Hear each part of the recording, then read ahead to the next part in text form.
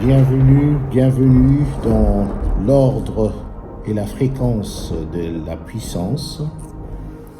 Je vous remercie de me joindre, de regarder cette vidéo, cet épisode, où je vais justement essayer de partager avec vous sur un message important que j'ai intitulé « Ouvre-toi ».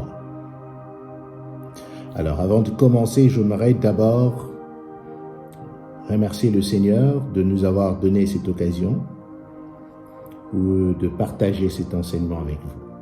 Je vais prier.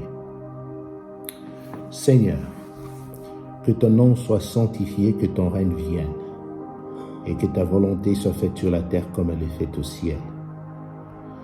Je te remercie, très cher Jésus-Christ, de nous donner cette occasion de partager, et que tous ceux-là qui vont m'écouter, tous ceux-là qui vont suivre cette vidéo, laissent que l'huile de la grâce, de l'onction du Saint-Esprit puisse ramener leur cœur à l'obéissance de ta parole, à l'affection de ton royaume, dont le Père a mis toute son affection en toi.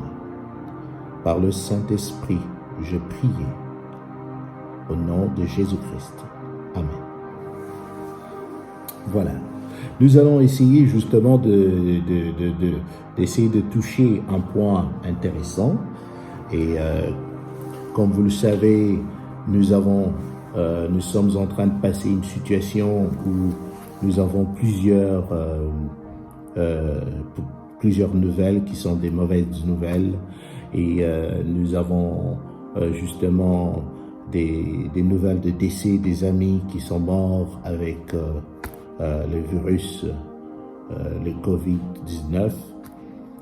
Mais la Bible, justement, nous demande à nous réjouir dans le Seigneur, dans toutes circonstances, parce que c'est lui qui est l'auteur de notre foi, et il est aussi le consommateur de la foi.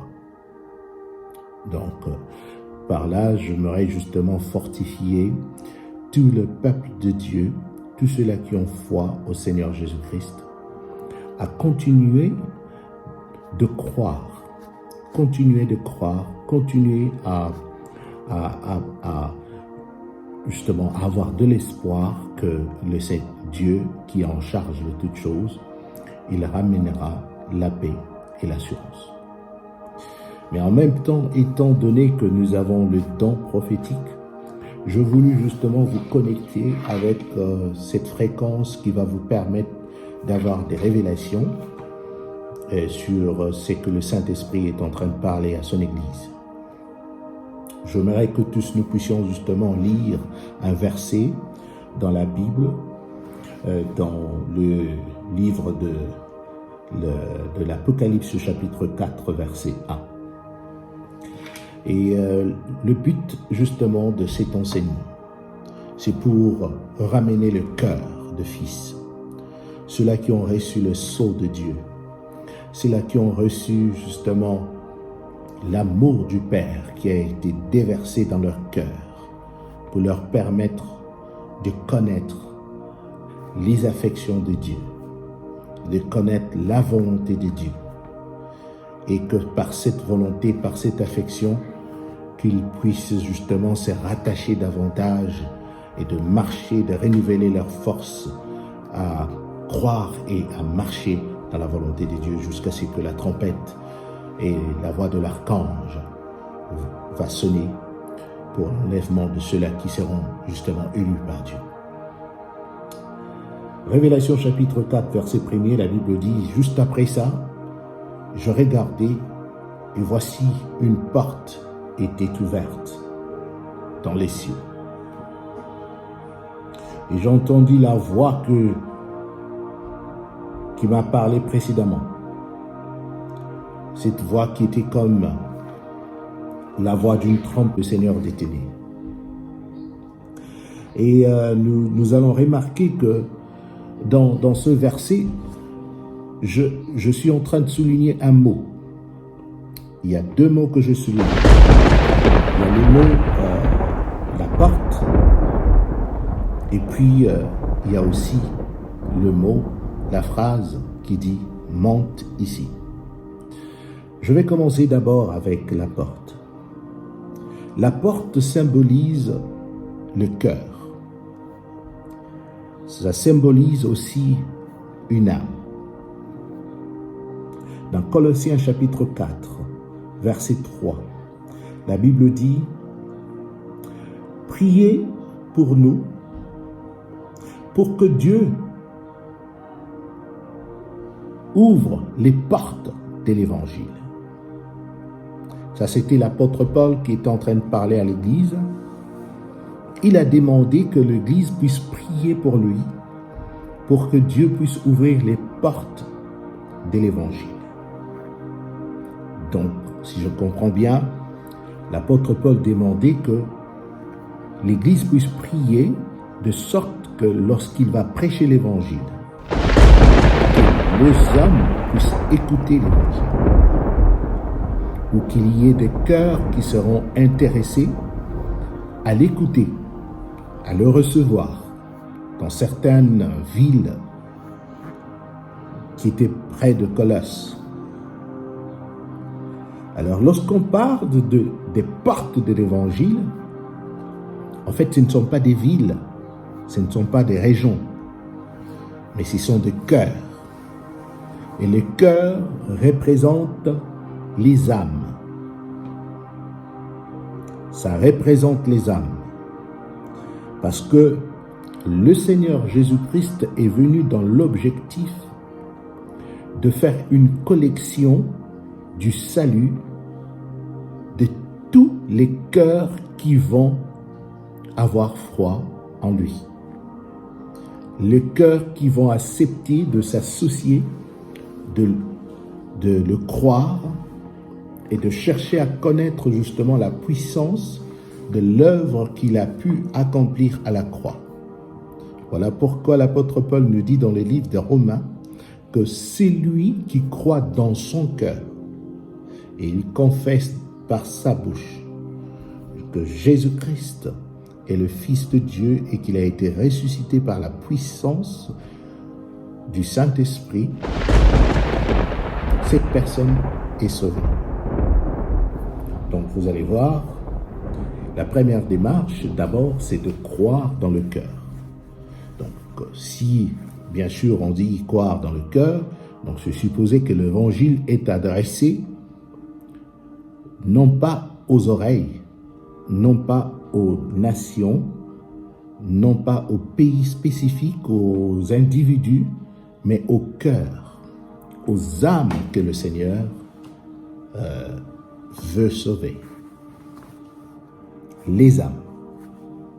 Le cœur, c'est l'image de l'âme. Une petite note personnelle. Dieu dispose le cœur. Il a programmé que le cœur puisse avoir la capacité de recevoir le message de la révélation de Jésus-Christ. Et vous allez justement connaître que tout homme qui croit, il ne croit pas par lui-même. L'homme ne croit pas par lui-même. Parce que Jésus a dit, si quelqu'un arrive à croire à moi, ce n'est pas l'œuvre initiée par cette personne-là. Mais c'est la puissance de Dieu qui l'attire à Dieu, qui l'attire à Jésus. C'est ce qu'on appelle la grâce de la sélection. Dans la grâce de la sélection, le cœur est influencé. Le cœur est influencé par 3 influences. 1. L'influence intellectuelle de l'âme lui-même. 2. L'influence satanique, qui est l'influence de la rébellion. 3. c'est l'influence par le Saint-Esprit. L'influence par le Saint-Esprit, ça permet au cœur justement d'être attiré à Dieu, d'être attiré aux promesses de Dieu, d'être attiré aux œuvres que Dieu est en train de manifester et a manifesté pour nous qui devons croire. Alors, l'influence de l'intellect naturel de l'homme, justement, ne permettra pas à l'homme de percevoir les œuvres de la grandeur de Dieu. Mais par contre, ça vous amène à avoir conscience de la réalité de votre propre vous-même. La réalité de votre propre vous-même. La réalité de vos souffrances. La réalité de votre vécu. Et cette histoire qui est contraire justement à la puissance du Saint-Esprit s'empêche l'homme, s'empêche l'élément de la conviction du cœur à croire au message de Dieu. Parce que la foi, ce n'est pas une conviction naturelle. Ce n'est pas une conviction de l'intellect. Ce n'est pas non plus une pensée positive pour soi-même ou pour son futur. Mais la foi, c'est une puissance. C'est la puissance qui sauve, qui nous est parvenue par le moyen de la parole de Dieu.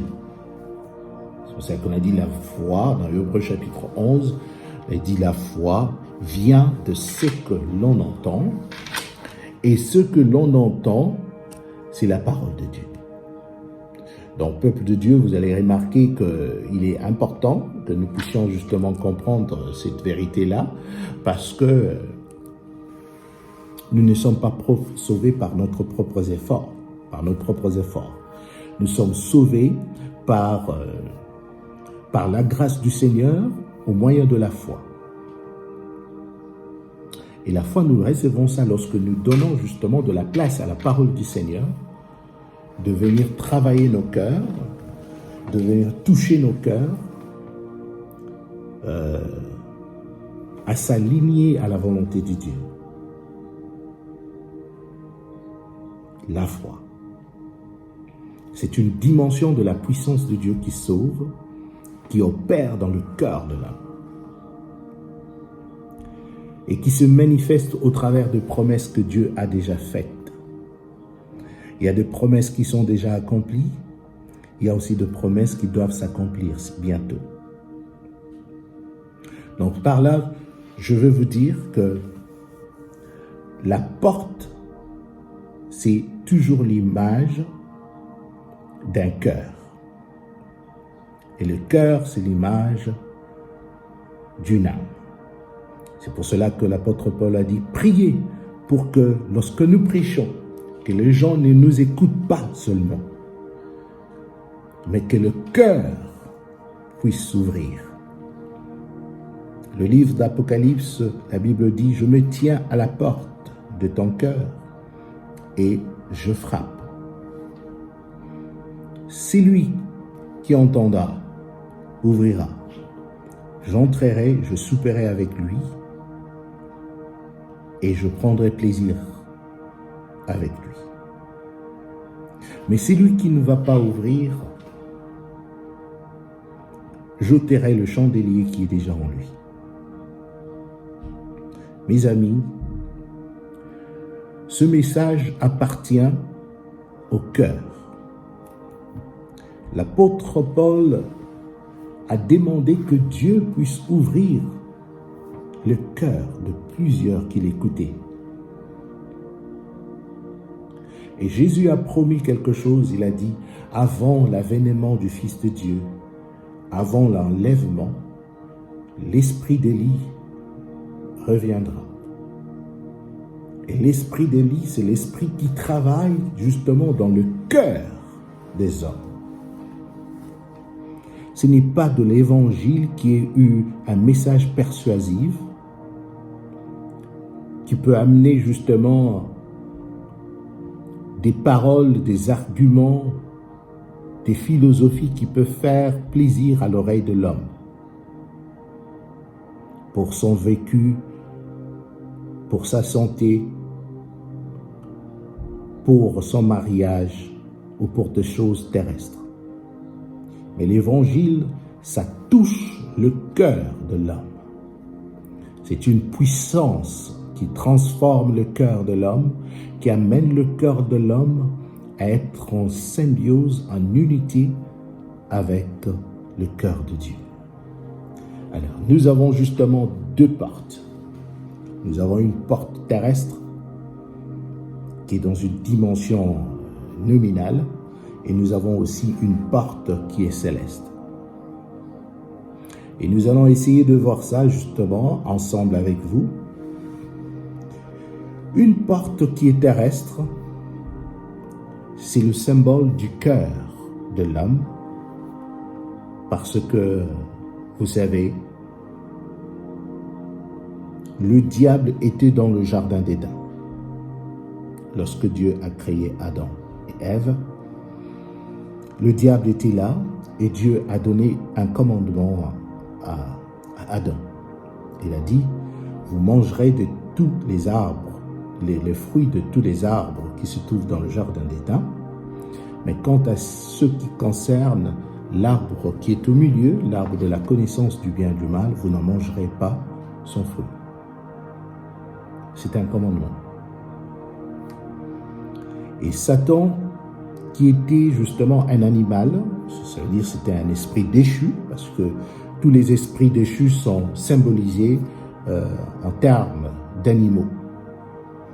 Et pourquoi c'est symbolisé en termes d'animaux? Parce que les animaux manquent d'une faculté importante, c'est la faculté justement d'expression du raisonnement et de l'intelligence. Cette capacité qui nous amène à communiquer dans la perfection, à vivre dans l'harmonie, dans l'invention et aussi dans la communion avec Dieu. Et les anges déchus, ils avaient perdu cette capacité-là. Parce que cette capacité-là est seulement manifestée dans les êtres lorsque les êtres sont en union, en communion avec Dieu lui-même par son Saint-Esprit. Et vous savez que Satan, son nom était Lucifer, qui veut dire luciféré. Ce qui justifie justement luciféré était en communion avec la lumière. Il portait la lumière jusqu'à ce qu'il a désobéi. Il n'a pas voulu être conduit par Dieu. Il a eu un cœur qui s'était endurci, qui n'a pas voulu accepter la réprimandation de Dieu. Si vous lisez dans le livre d'Ézéchiel chapitre 28, vous remarquerez que Dieu a dit que tu étais un chérubin protecteur aux ailes déployées qui marchait sur les pierres précieuses. Et jusqu'à ce que je trouvais le péché en toi et l'iniquité en toi, et j'étais déployé, j'étais détrôné, j'étais chassé, j'étais enlevé, chérubin protecteur. Donc vous remarquerez que le plus grand péché de Lucifer, c'était l'orgueil, de ne pas écouter son Créateur, de croire qu'il était parfait pendant qu'il était encore réprochable. Et c'est l'un des plus grands péchés que nous pouvons faire lorsque nous sommes enfants de Dieu.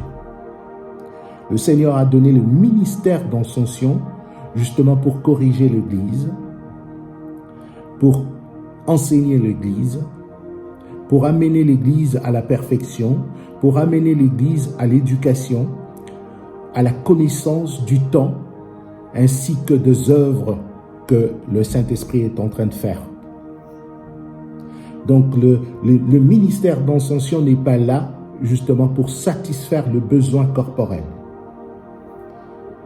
Préalablement, c'est là pour apporter le cœur de l'homme, le cœur de l'âme, au retour en harmonie et en communion parfaite avec Dieu.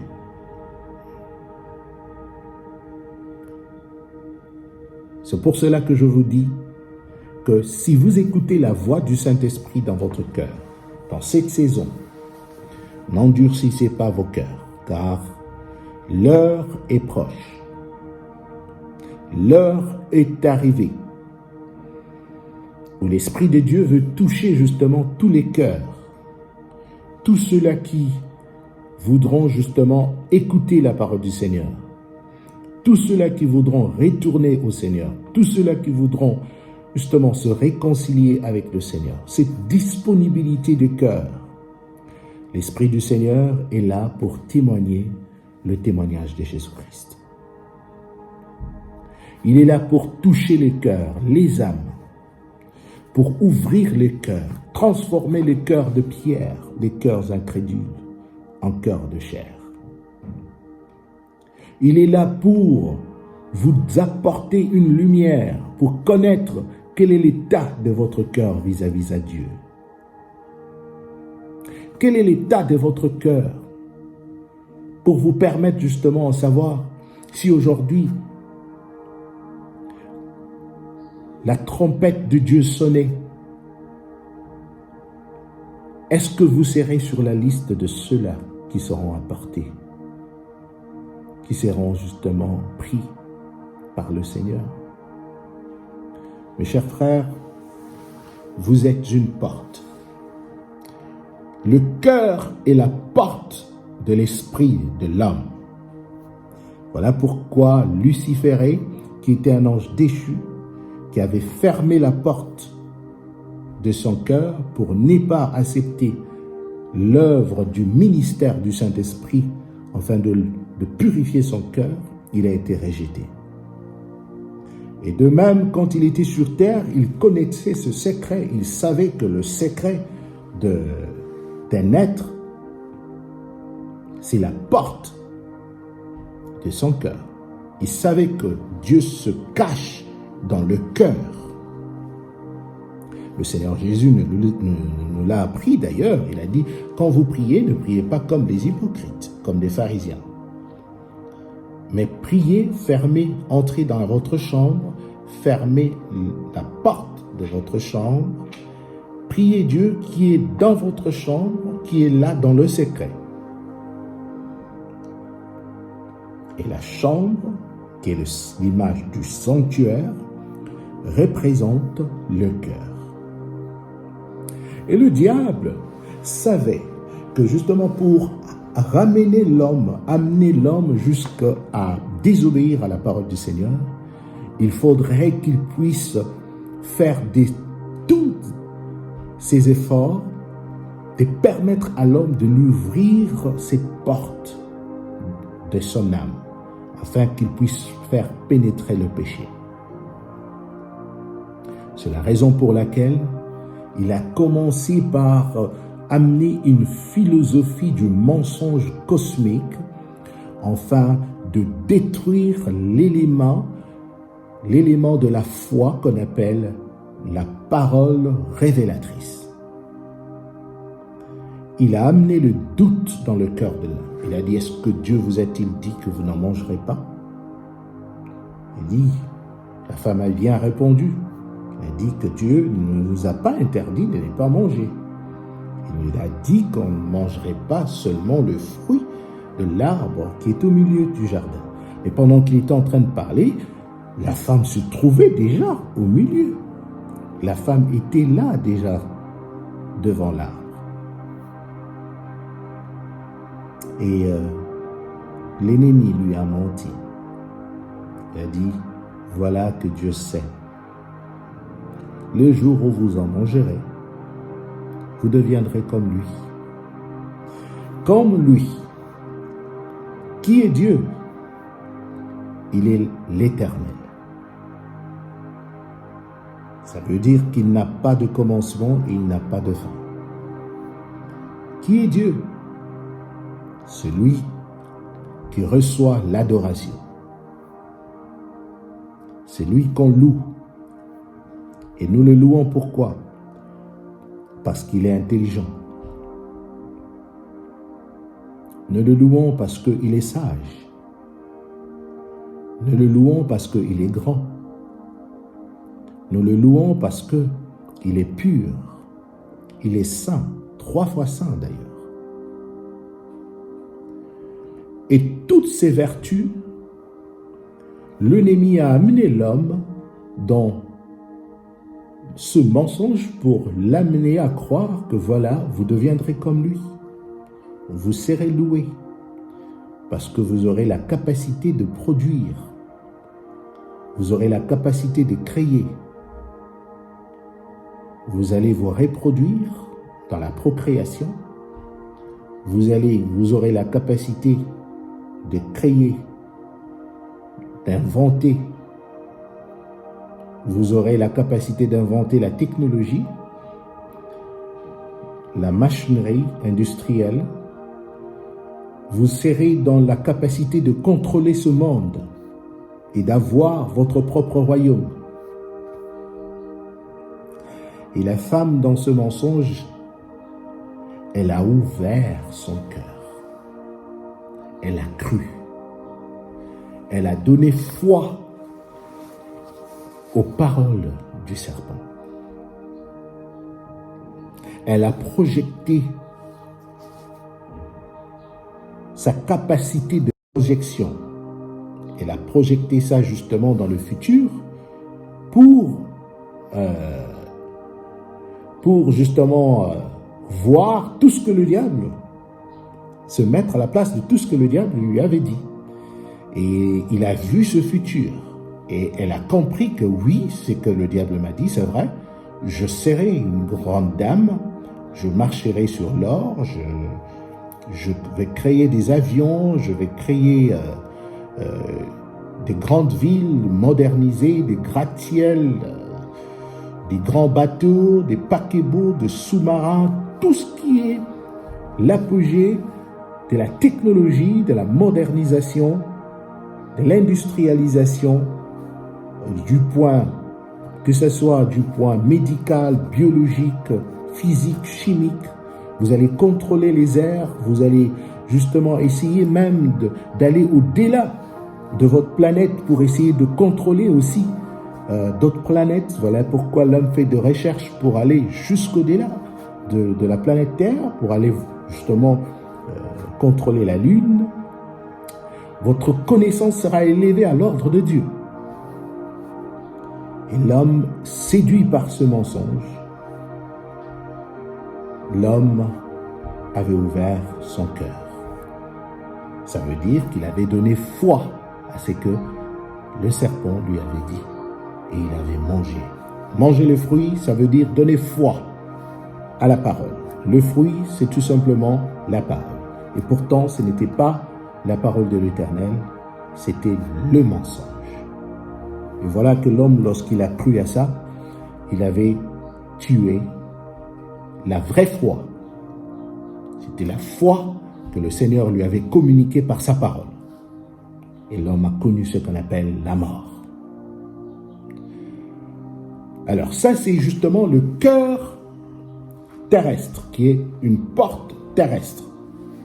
Et lorsque cette porte terrestre s'était ouverte, ça a introduit la mort. Et la mort était entrée. Et je peux justement vous faire savoir quelque chose, que ça entre toujours, la mort entre toujours par l'enseignement. Tout comme la vie entre toujours par l'enseignement. C'est la porte par excellence dans le cœur de l'homme. À l'écouter. À écouter Dieu, à écouter l'ennemi de Dieu. Et lorsque tu crois, et c'est à ce moment-là qu'il y a justement soit la mort ou soit la vie. Alors, je vais justement vous donner quelques notes personnelles. Lorsque vous recevez la parole de Dieu, automatiquement vous êtes en mesure d'ouvrir la porte de votre âme. Ça veut dire le cœur. Vous êtes seul, toi, même qui a la possibilité d'ouvrir la porte du cœur. Pas d'autre personne. Parce que lorsque vous ouvrez la porte de votre cœur, ce qui entre dans votre cœur, elle va être un fondement qui va porter de fruits. Et tout ce qui va sortir de ton cœur ou de ton âme va ressembler tout simplement à ce qui était entré en premier, à ce que tu as mis foi à ça. Voilà pourquoi la Bible dit que c'est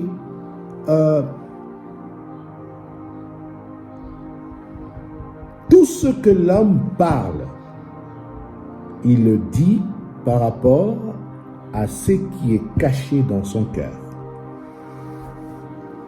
Parce que ce qui est dans ton cœur, c'est ce qui te changera. Ça peut te changer en serpent, tout comme ça peut te changer aussi en ange de lumière. Dans le livre de 2 Corinthiens chapitre 1, le verset 22, la Bible dit que vous êtes scellés du Saint-Esprit dans vos cœurs. Dieu vous a scellés, il a placé dans vos cœurs les arrêts du Saint-Esprit. Il a mis un sceau de son esprit. Donc à chaque fois que vous ouvrez la porte à Dieu, lorsque Dieu vient, il place de son sceau. Il met une inscription particulière qui va déterminer ce que vous êtes. Et c'est par cette inscription de l'appartenance à Dieu, selon qu'il est écrit, Dieu a répandu dans nos cœurs de l'amour. Et par cet amour que nous recevons au travers de l'œuvre de la croix de Jésus-Christ, qui a donné sa vie à la croix pour nous, nous sommes à mesure justement de reproduire les fruits du Saint-Esprit, qui est le fruit de l'amour. Et c'est pareillement aussi lorsque vous ne croyez pas la parole de Dieu, automatiquement vous allez croire à votre sémence personnelle, qui est votre propre intelligence, ou soit vous croirez justement à une sémence qui est déjà corrompue, une sémence diabolique, qui est justement des doctrines des démons, et cela vous permettrait de se reproduire aussi les fruits semblables à celui de Satan, de Lucifer ou des démons. Voilà pourquoi Dieu, voyant que c'était important que l'homme soit sauvé, et Dieu a vu que l'homme ne pouvait pas être sauvé par des rituels extérieurs. Il ne pouvait pas être sauvé par de sacrifices extérieurs. Tout ce que vous voyez qui s'est fait dans l'ancienne alliance, où on sacrifiait justement les animaux, ça ne faisait absolument rien dans le cœur de l'homme.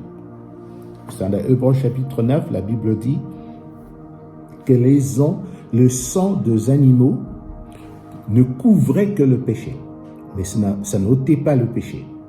Ça ne changeait rien dans le cœur de l'homme.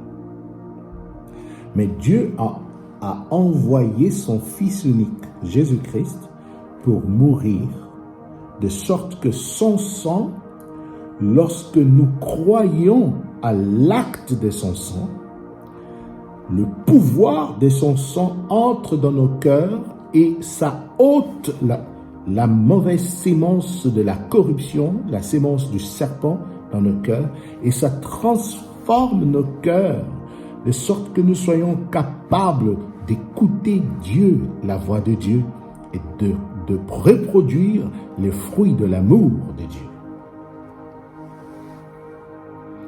Vous savez que le diable n'a pas autorité de voler la sémence qui tombe sur la bonne terre. vous qui connaissez justement la parabole du semeur, mais la Bible dit que le diable, il a seulement autorité de voler la parole qui tombe sur le roc, qui représente une pierre. Parce que il n'y a pas disposition de la mort de la sémence. Et le diable vient et il vole la sémence. Parce qu'il a un cœur de pierre. Un cœur qui n'a pas permis à son Créateur de le raffiner, de le purifier, de l'enseigner davantage. Parce qu'il a cru qu'il était déjà arrivé, il était un chérubin protecteur, il a cru qu'il avait déjà toute la connaissance de la science de Dieu, et pourtant il n'avait pas encore vu l'image de Dieu. Si vous regardez dans Ésaïe 14, la Bible dit, il regarda les ciels, il a dit, je monterai au-dessus des étoiles, je mettrai mon trône à la droite de Dieu, et je serai semblable à Dieu. Alors cette ambition de Lucifer, c'était exactement, était causée par la jalousie qui était animée dans son cœur parce qu'il n'avait pas voulu marcher dans les voies de Dieu. Et par cette jalousie, il a voulu occuper une place dans le royaume de Dieu qui n'était pas indiquée pour lui. Cette place était indiquée pour les fils de Dieu. C'est ce qui est écrit dans le livre d'Éphésiens, que Jésus-Christ, lorsqu'il a vaincu le monde, il a vaincu Satan, il est ressuscité par la puissance de Dieu, il était monté et il est assis à la droite de la majesté divine avec l'Église. Et il intercède pour ses siens. Et il vient en aide pour eux. Donc, le diable n'avait pas accès à la porte qui pouvait lui permettre d'entrer dans le cœur de Dieu. Alléluia. Ça, c'est la porte du ciel. Parce que dans la connaissance, dans l'omniscience, dans la gloire de Dieu, il y a une porte. Il y a une porte à accéder. On ne triche pas là-bas. Et la porte, c'est le Christ, c'est Jésus. Le Seigneur Jésus a dit, dans 1 Corinthiens chapitre 2, versets 9 à 10, le Seigneur dit ceci, que je suis la porte de brebis. Je suis la porte de brebis. Ça veut dire, pour accéder à cette porte céleste et entrer dans l'omniscience de Dieu, entrer dans l'omniprésence de Dieu, entrer dans l'omnipotence de Dieu, entrer dans le secret de Dieu, bref, il faudrait justement passer par la porte. Mais malheureusement, cette porte-là, c'est seulement prévu, c'est réservé rien que pour le brebis. Il faudrait être un brebis. Si vous n'êtes pas une brebis, excusez-moi, vous ne pouvez pas entrer dans passer par cette porte-là. C'est ce qui a fait que Satan, quelles que soient ses capacités, quelles que soient les dimensions angéliques que Dieu lui avait dotées, il n'avait pas pu accéder à cette porte-là. Et automatiquement, il ne pouvait pas comprendre les secrets de Dieu. Il ne pouvait pas comprendre le secret qui se trouve dans le cœur de Dieu. Parce qu'il est écrit, ce qui est caché est à Dieu, mais ce qui est révélé est aux enfants. Donc en fait, même la révélation, ce n'est pas pour les gens qui n'ont pas la sémence de Dieu. La révélation est adressée et révélée pour les brebis du Seigneur seulement, pour les fils, ceux-là qui doivent accéder au cœur de Dieu. Alors, frères, sœurs, nous sommes à ce moment où Dieu fait cette sélection dans son Église, quelles que soient les obédiences, des assemblées, des communautés, de votre foi. Mais si vous croyez que Jésus-Christ de Nazareth, c'est lui, le Fils de Dieu, qui était mort et ressuscité par la puissance de Dieu et maintenant assis à la droite du Père et qui le revient dans les airs pour prendre ceux-là qui seront remplis de son esprit, afin de les apporter auprès de lui et de revenir pour établir le royaume de David dans son second venu sur la terre. Je vous le dis, vous êtes déjà devant la porte du royaume. Mais maintenant, il faudrait qu'il y ait une transformation en vous. Parce qu'il ne vous donne pas un esprit de découragement. Il ne vous donne pas un esprit de timidité. Ça veut dire un esprit qui ne change pas. Il donne l'esprit pour transformer. Il donne l'esprit pour transformer. Il a dit aux enfants d'Israël, si vous n'acclamez pas, Dieu ordonnerait à ces pierres d'acclamer. Quand il parlait des pierres, mais il voyait ses disciples. Parce que pendant qu'ils étaient en train d'entrer en Jérusalem, les disciples n'acclamaient pas. Les disciples, bien sûr, marchaient avec lui. Mais c'était le peuple qui acclamait. Mais c'est le même peuple aussi qui ne croyait pas en lui. C'est le même peuple qui a réclamé Barnabas au lieu de lui. Barabbas au lieu de lui. Évidemment, lorsque ces gens ont arrêté de louer le Seigneur, de dire qu'il était le roi, automatiquement, le cœur de Pierre ont été changés en cœur de chair.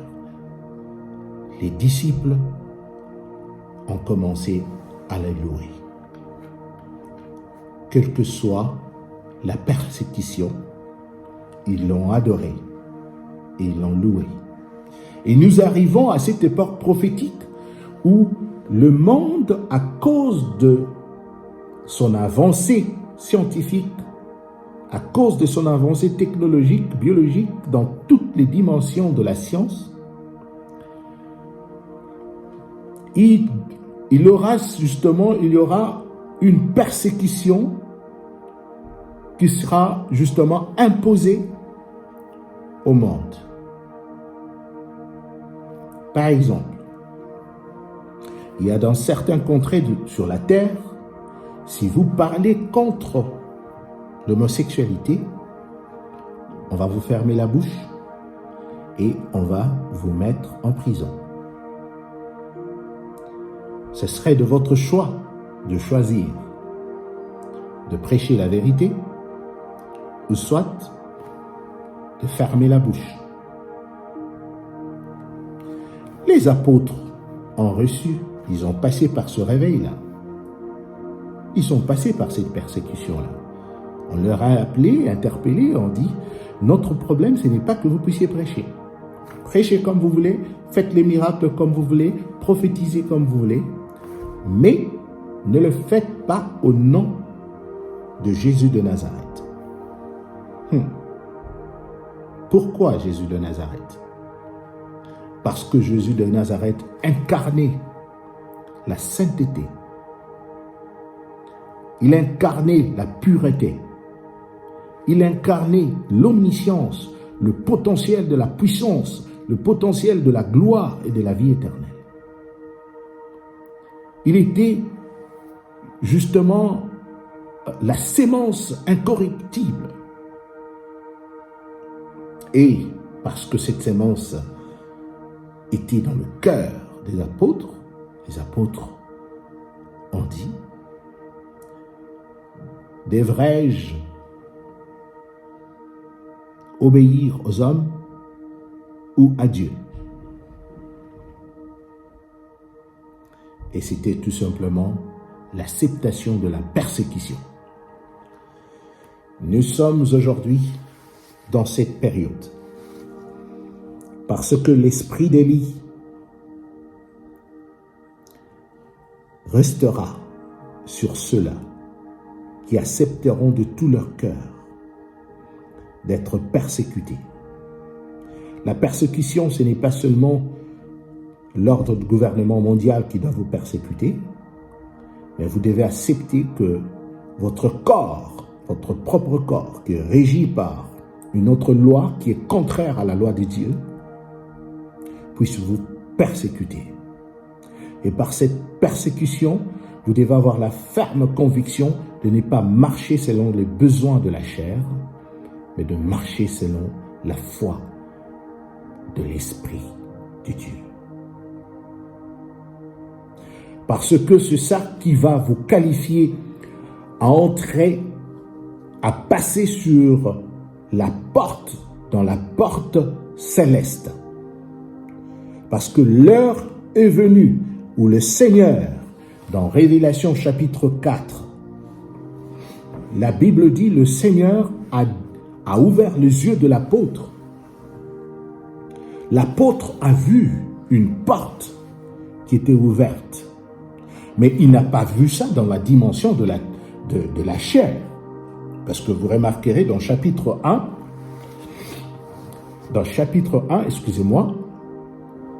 l'apôtre est tombé dans une dimension de l'extase.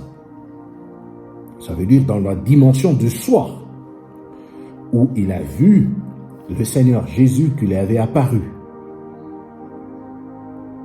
Dans cette dimension de soi, de l'invisible, quand il a vu, il était encore conscient de son corps qui était paralysé. Et la Bible dit que l'objectif, c'était justement de lui faire savoir deux choses. La première des choses que Dieu lui a fait savoir, c'était le chandelier. Deuxième des choses, c'était les étoiles qui étaient entre ses mains. Et la Bible dit que le chandelier, c'était les 7 églises. Les étoiles, c'était les 7 anges qui étaient responsables de 7 églises. Et ce qui s'est passé, c'est que quand il a vu, la Bible dit dans le chapitre 4, verset 1, juste après cela, après quoi? Après le message. Donc il y avait plusieurs messages, je dois dire les messages. D'après les messages indiqués aux 7 églises et aux responsables de ces églises. Donc, chaque église avait une étoile. Cela ne représente pas, justement, une période où nous avons cette église. Non, c'était des églises réelles, c'était les églises de l'Asie mineure, des églises qui ont existé, dont Dieu a pris justement la préfiguration de ces églises pour symboliser le cœur de tout cela qui compose son église. Chaque personne est typifiée en fonction du message que Dieu a donné aux 7 églises. Les messages que Dieu a donnés aux 7 églises de l'Asie mineure concernent le cœur et le corps du Christ. Dans chaque époque, depuis que le Seigneur a connu l'ascension, jusqu'à ce qu'il y aurait justement un enlèvement qui serait là pour bientôt. Donc, la démarche chrétienne, c'est de savoir tu es quelle église. Parce que tu es l'église parmi les 7 églises, je ne veux pas justement m'attarder là-dessus. Mais Dieu appelle maintenant, juste après avoir connaître ce message-là, qui était un message de la repentance, un message du retour de la foi,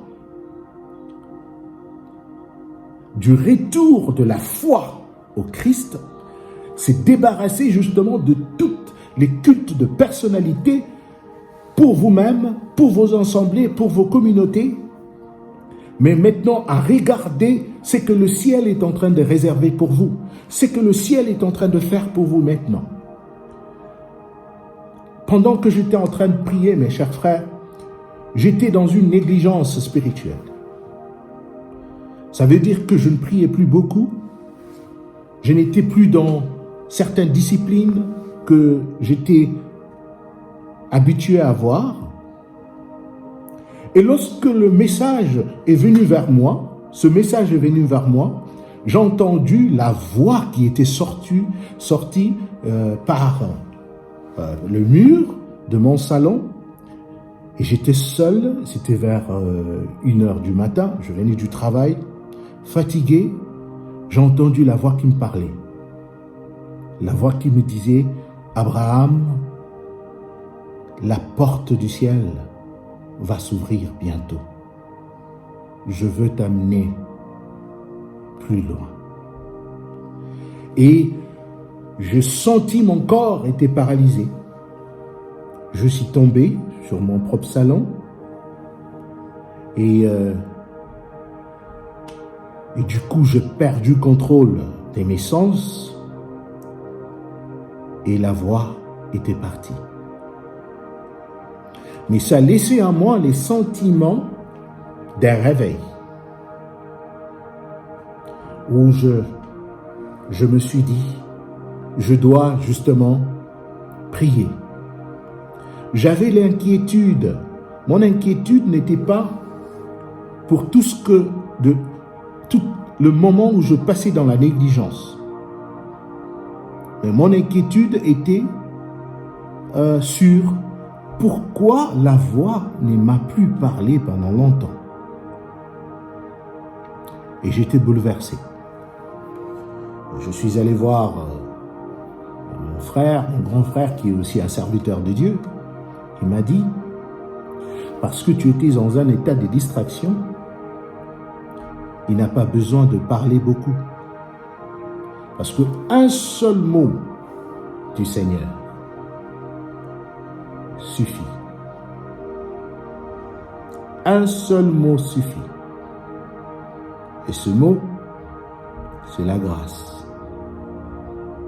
L'apôtre Paul a dit, Seigneur, je chasse les démons, je prêche, les malades sont guéris, les morts sont ressuscités, les cœurs reçoivent ta présence. Mais je souffre. Ce que je veux faire, je n'arrive pas à le faire. Le Seigneur lui dit, Paul, ma grâce te suffit. Ma grâce te suffit. La grâce, c'est comprendre le temps. La grâce, c'est comprendre le temps. Si tu peux comprendre le temps que nous sommes en train de traverser au monde maintenant, c'est le moment. C'est le moment. C'est le langage du Saint-Esprit.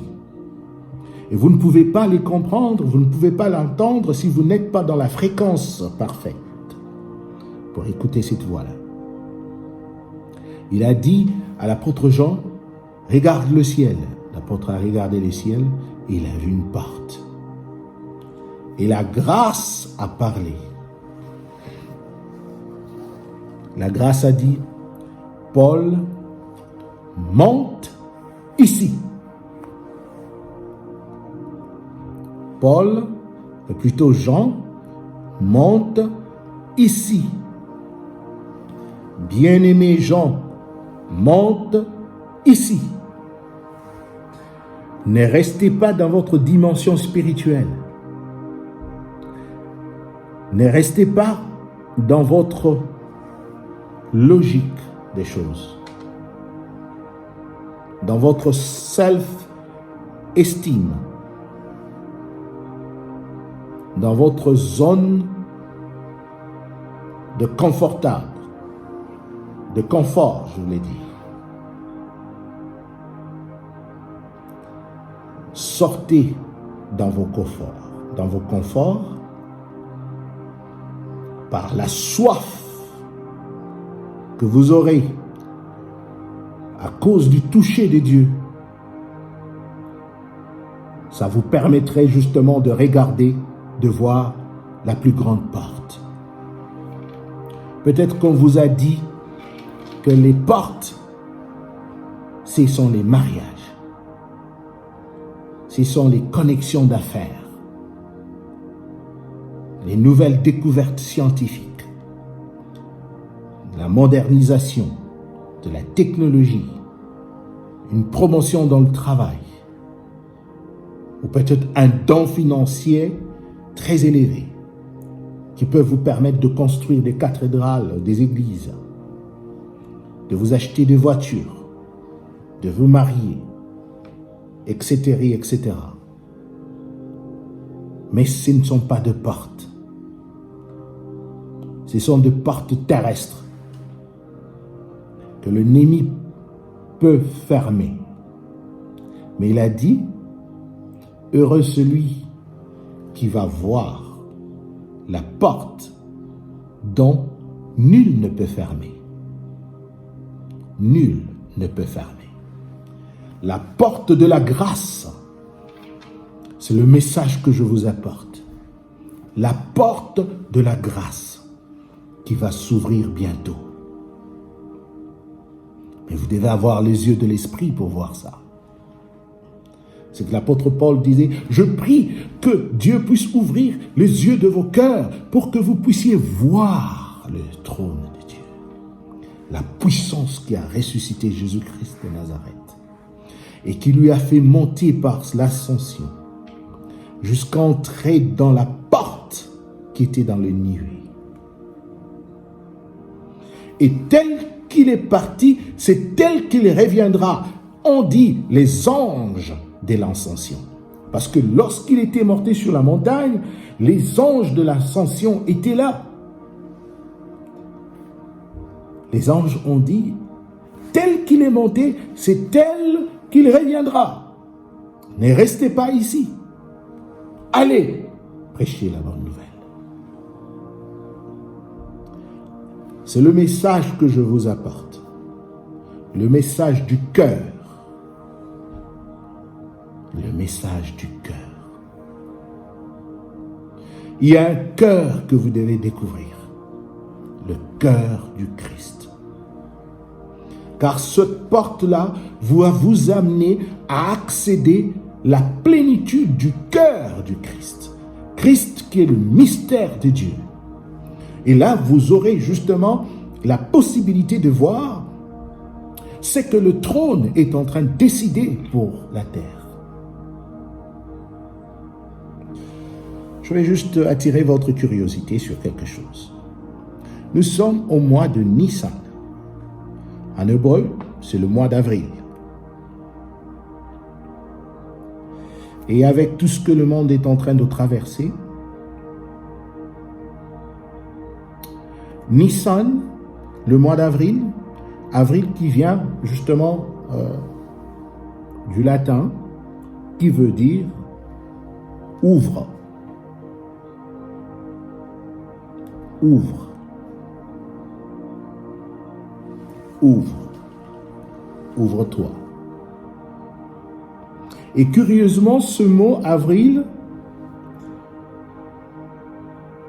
au niveau de la numérologie, donc dans l'ordre numérical, il a une valeur de 6. 6.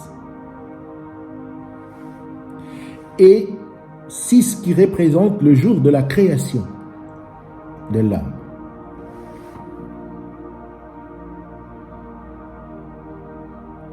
Six représente encore la perfection des facultés humaines, la totalité des facultés humaines,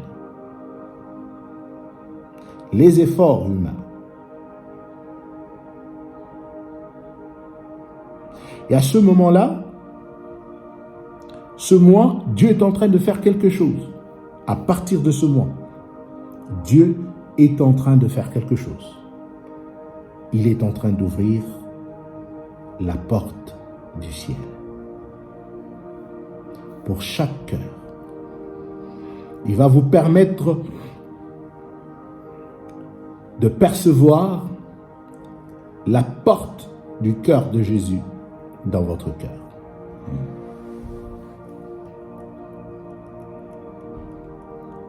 Les portes vont s'ouvrir.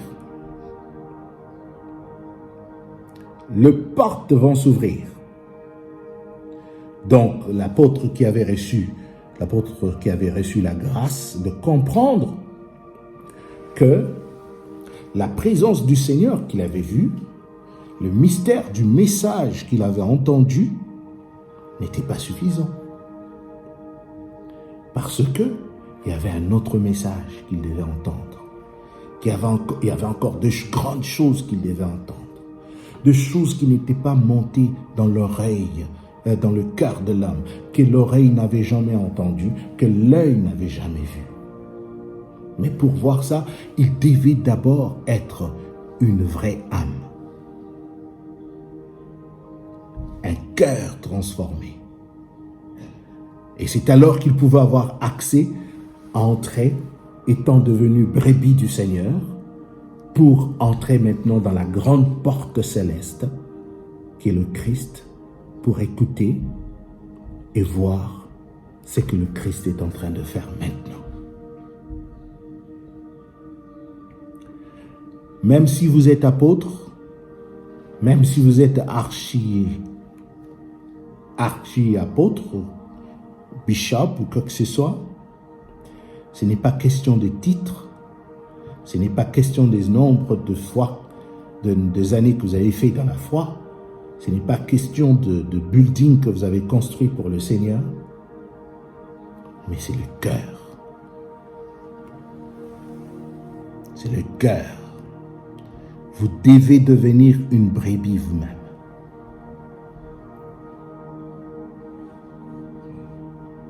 Vous devez devenir une brebis. Et je vous ai dit, une brebis, c'est une âme. Qu'est-ce qu'une âme? Une âme, c'est un neshama. Un neshama veut dire tout simplement le souffle, une partie du souffle de Dieu. Dieu est esprit et vous faites partie, quand vous devenez une brebis, vous rentrez justement dans cette possibilité où vous devenez une partie de Dieu sur la terre. Parce que, et c'est un esprit vivifiant, devenez une partie de Dieu sur la terre. Voilà pourquoi on dit que nous sommes les ambassadeurs du Christ. Parce que vous avez vous êtes une représentation de Dieu sur la terre. Une représentation de Dieu, pas seulement sur la terre, mais dans votre existence, dans les capacités rédemptrices que Dieu a instaurées en vous. Une partie de Dieu que vous représentez dans la justice, dans le jugement, dans l'émotion, dans l'affection. C'est très important. Parce que Jésus a témoigné de l'affection. Il n'a pas témoigné à un individu. Il n'a pas témoigné des miracles. Il a dit que celui-ci est mon Fils unique en qui j'ai mis toute mon affection, mes affections, mon amour. Et là, l'émotion, une âme émotionnelle, c'est une âme qui peut sentir, qui peut percevoir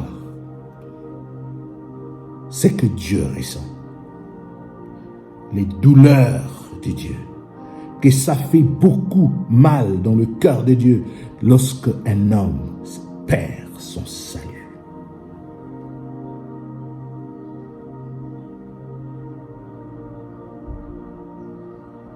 Une partie de Dieu dans cette représentation de la compréhension, du discernement de temps et des circonstances. Jésus a pleuré, il a dit, « Oh Israël, si vous connaissiez le temps de cette visitation,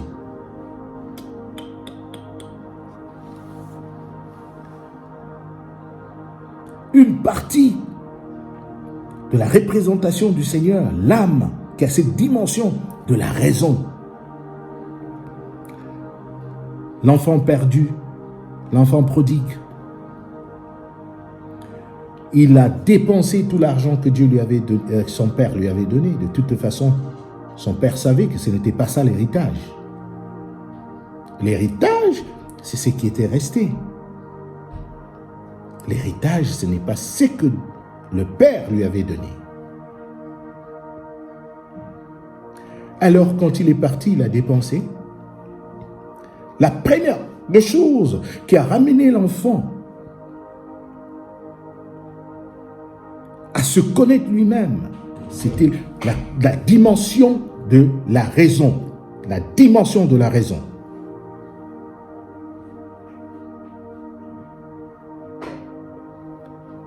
La deuxième chose, c'est la communication.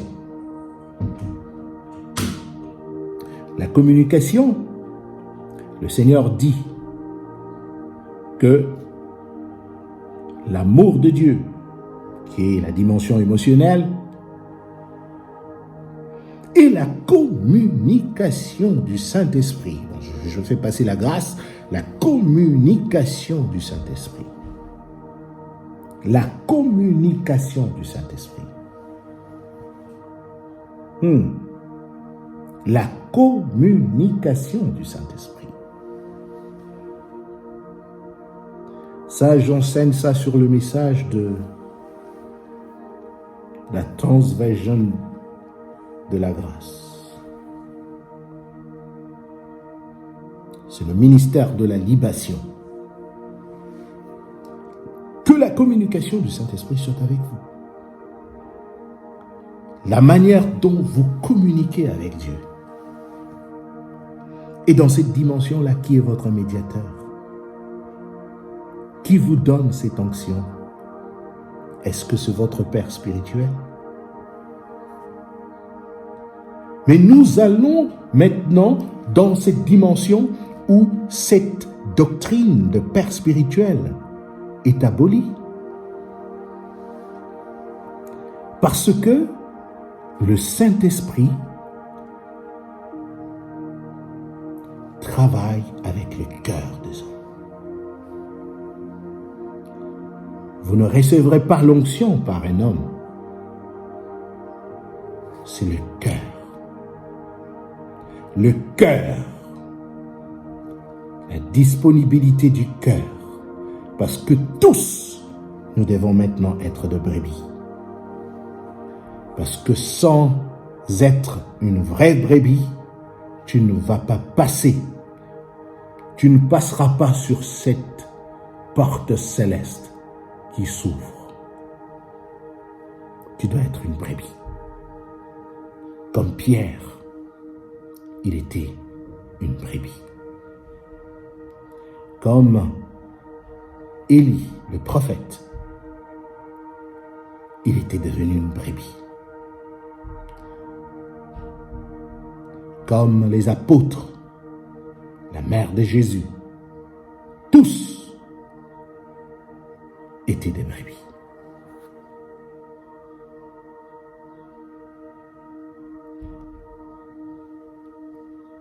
La communication, la connaissance,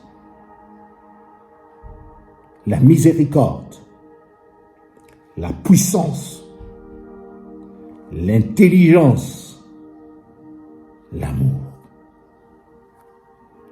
qui sont des vertus de l'âme, qui fait qu'une âme devienne une brebis du Seigneur. Et c'est un mouvement que Dieu est en train de faire pour ce mois d'avril, où nous allons commémorer la mort et la résurrection du Seigneur Jésus. Il y a des grands signes qui vont se passer dans le ciel, mais ce n'est pas tout le monde qui verront cela. Ce sont seulement ceux-là qui vont trouver grâce au Seigneur. Les signes que je parle, ce n'est pas l'enlèvement, s'il vous plaît, mais ce sont des signes d'interpellation et de messages, et de communication de messages. Parce que Dieu est en train maintenant de travailler à une nouvelle dimension où il appelle tout le monde à monter et à voir la porte. Où les dimensions, notre dimension humaine doit être brisée, doit être transformée. Avril, le mois qui a le chiffre 6, c'est-à-dire qu'il y a déclenchement des opérations déjà sataniques qui ont commencé. Donc la première lettre 6 a commencé déjà dans le plan de la gouvernance mondiale qui a été déclenché déjà pour permettre la venue de l'Antichrist à être manifestée. C'est un appel à tous les chrétiens de se réveiller et de renouveler ses forces. Entrez dans votre intimité avec Dieu pendant ce mois. Un mois où cette ouverture spirituelle vous sera accordée pour que vous puissiez redevenir des brebis du Seigneur. Le mois d'avril qui signifie le mois d'ouverture de l'intelligence spirituelle. Nous allons prier. Père, au nom de Jésus, et pour tous ceux-là qui ont suivi ce message, je prie que tu leur accordes la faveur et que les yeux de leur cœur puissent s'ouvrir afin qu'ils voient, afin qu'ils connaissent, afin qu'ils entrent dans les promesses que tu as établies pour eux et que la porte s'ouvre pour eux. Dans le nom de Jésus. Merci Jésus. Merci Seigneur. Soyez bénis. Si vous avez des questions, vous pouvez m'écrire sur l'option contact sur mon site. Et je vous prierai, vous êtes le bienvenu de partager ce message comme vous voulez. Mais si vous voulez participer justement aux séances de classe, de mystères, vous pouvez vous inscrire. Nous ne faisons pas payer cela, c'est juste une façon de contribuer pour garder le site ouvert en ligne. Donc avec cette contribution de $15. Que le Seigneur vous bénisse et qu'il vous garde pendant ce moment où le virus est en train de faire rage. Si vous avez perdu de membres de famille par ces virus, que Dieu puisse consoler vos cœurs et que par ce message que vous puissiez avoir la foi. Et si ceux-là qui sont morts étaient chrétiens, réjouissez-vous car vous les verrez bientôt. Je vous remercie beaucoup. Prochainement, nous parlerons justement sur le trône de Dieu, parce que là, nous entrerons déjà dans la dimension d'écouter les mystères que le trône va révéler. Jusqu'à la prochaine, c'est bien votre frère, serviteur, Abraham, Prince Mukele. Que Dieu vous bénisse. Au revoir.